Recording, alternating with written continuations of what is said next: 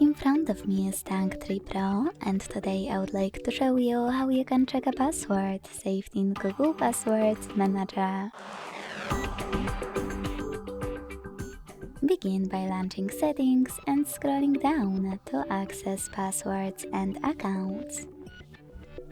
Then hit this gear next to Google under Autofill service and select Google Password Manager. Now tap on any password that you wish to check and enter your current login method. Lastly, use this eye icon next to your password to make it visible. Thanks so much for watching. If you enjoyed this video, leave a like, comment and subscribe. Bye!